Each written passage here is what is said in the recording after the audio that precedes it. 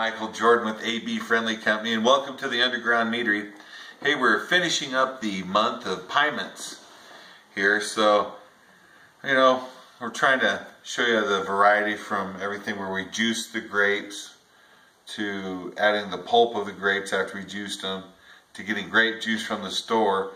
And now we're going to do one where we've added 3 pounds of honey to this jug and heated up. My honey is starting to crystallize up a little bit, so instead of filming how long it takes to get it all out of the jars, we went ahead and started dumping it right in and getting it mixed down using our coffee pot method of heating up water. So I've got 3 pounds of already mixed and saturated honey in a little bit of water.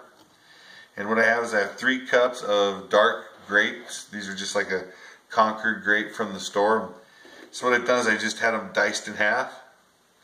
Right, and it's going to take probably a little bit to get them in, but we're going to put the grape halves right in. So this will be more water with grapes instead of using the grape juice and juiced grapes and tons of pulp and stuff with a little bit of water and honey. We're going to just go ahead and use a little bit of grapes. We're just going to, and we've cut them in half, is what we've done. And it might take a little bit here to get them in here, so I'm going to start putting these in. And we want to put the grapes in your adjuncts so it doesn't overflow the bottle. So this is one way to get your adjuncts in, because I'm going to have the grapes pounded against the sugared honey in here, and that way the yeast will attack some of the grapes and we'll get a little bit of the grape juice infused with the honey. Now, people ask me about and when I say people, I mean Paul. He asked about seeds in the fruit. Now, if it's a stone fruit, I would take it out. Apples you can core, but grapes, usually you can get seedless grapes, but if you're growing grapes and they have seeds, right, your best bet is to try to juice them. Right, so you can cut them in half and kind of cut them out and see what you got. That's one reason why they mash grapes for wine, is that way you don't break up the seeds too much. So if you can mash them or juice them, that way you're not busting up the seeds too much and putting them in the drink, you're doing a lot better, because some seeds contain poisons.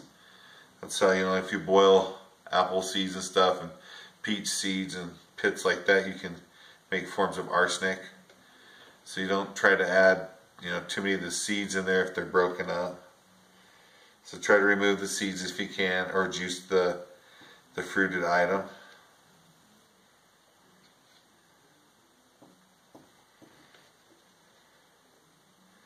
So this is 3 cups of these black grapes. I just got these from the store. They're nothing really special to them at all, other than I was hoping they'd fit in the jar good. And you should be watching your seasons of your fruit, because right now there's no green grapes at my store. So you have to look and see when things are really bursting out and catch the specials. Remember, if it's starting to go rotten, that's okay. It's the first part of fermentation. So if you have stuff that's starting to go bad, or like grapes are starting to kind of wither up like raisins, it's okay. You can still use them. Right? You're making an alcohol, so it's going to have some antiseptic properties to it.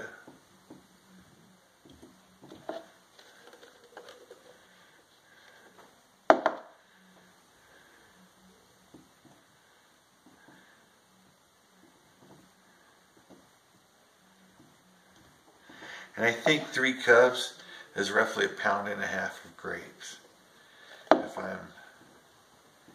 my calculations were correct. I think I bought a 3-pound bag of grapes and we diced them all up, and I think this was 1.5 pounds.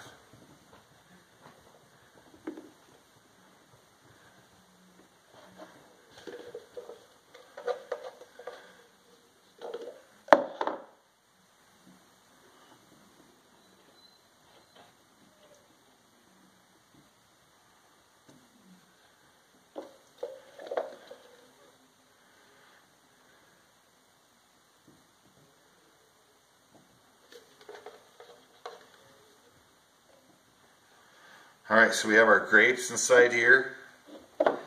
Now I'm just going to kind of beat them up a little bit, bruise them. Get some of the honey and the sugar and stuff on the grapes as well.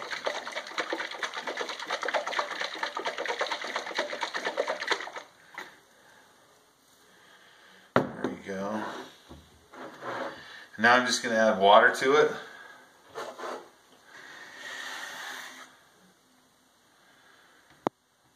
So instead of using grape juice or the grapes being juice themselves, we're just going to use the fruit directly into the jug.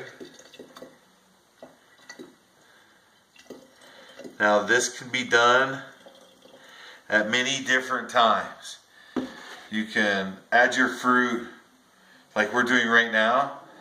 You can have fermentation start and 15 days later add your fruit, or you can add your fruit after 30 days to your adjuncts and get your flavors that way. I'm just gonna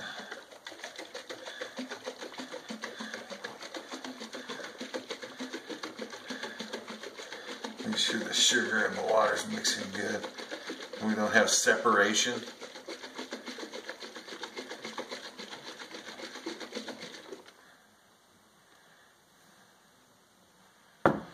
Gets a little air bead in there too.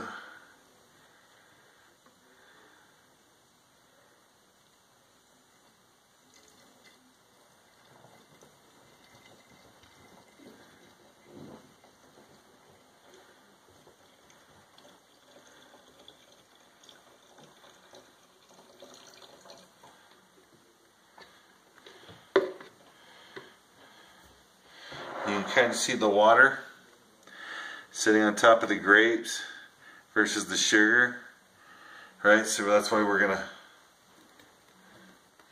kind of burst that up.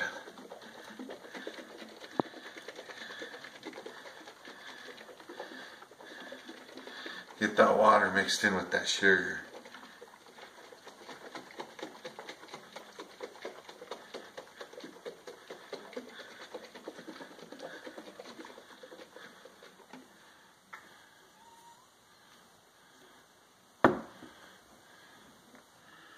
Looks pretty good.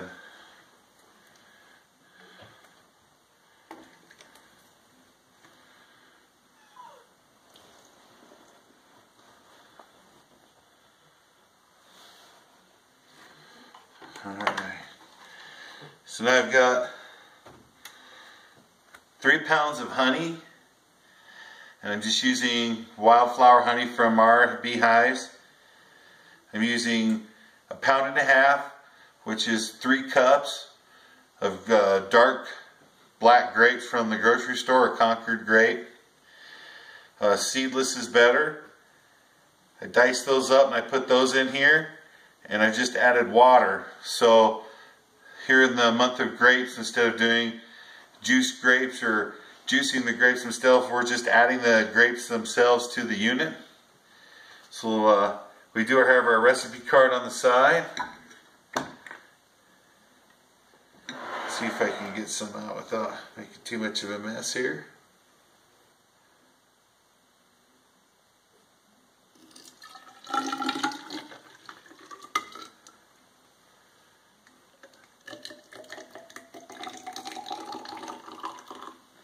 Now, the adjuncts will push up on the hydrometer, right? So, let me get the hydrometer out here first.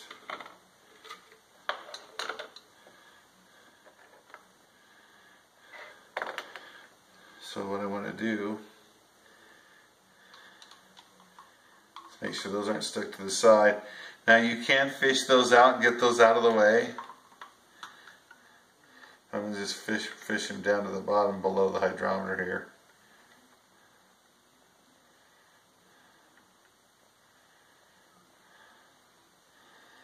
There we go.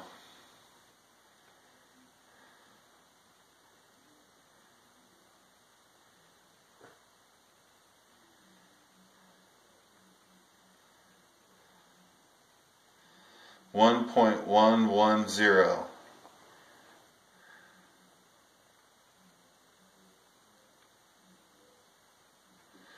Okay, so I'll put that on my starting gravity is 1.110.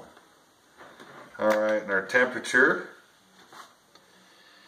74.8.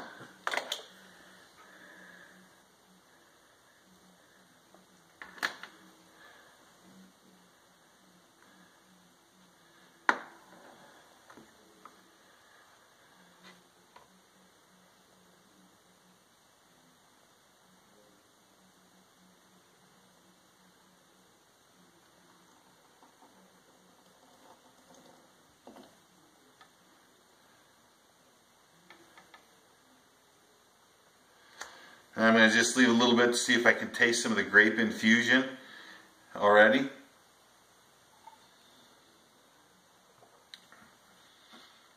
And almost non-existent right now. So hopefully the grapes and the yeast and stuff when we add it will dissolve a little bit more and produce a little bit more of the flavored from the grapes. For right now it just tastes like a pretty sweet mead is what it's going to turn out to be. But we're going to check it out using the grapes this way. So I do have a piment here that I'm drinking right now. This is a Unicorn's Tears. It is a white green grape that's made and then back sweetened with a little bit of honey. So it has a little more refreshing honey taste, and it's really good carbonated. So it's almost like a champagne. So it's really good.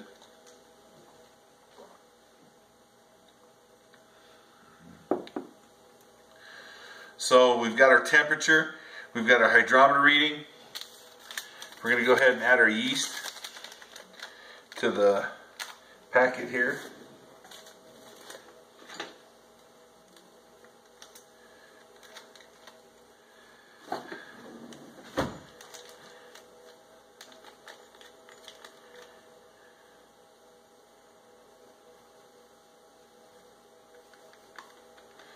So no starter or anything made, just straight dump of the yeast. We're going to get the yeast to kind of get below our grapes here a little bit.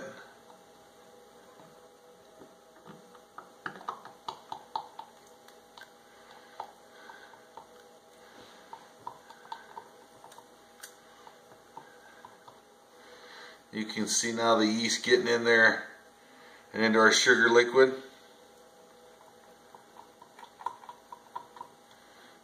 Nice. Then our trusty airlock. Now, you've seen us use bubbler units with like a little piston. You've seen us use the drop. Most of us go to balloons. Remember, if you're using those the pistons or the bubbler units, make sure that you're keeping them full of a liquid. I mean, the purpose of them was to be an airlock. If you don't have the liquid in them, they won't lock. It's one reason why I like the balloon. I can just kind of walk away. Alright, and there you have it. We're finishing up the month here of piments. Hopefully you've caught us on a few of our videos and have seen how to make some really good meads. We're getting ready to get in our bee season, so the videos are going to start slowing down here a little bit, but we are going to be pumping out one every Friday. And we're going to start getting into, I think we're going to start doing some spices and some garden vegetables. So we're going to do some carrots and use some ginger and, well, you never know. But we're going to try to make some different colors and some pretty good meads. I just remember to subscribe, share this with your friends, see if you can make some good meads, send us your recipes.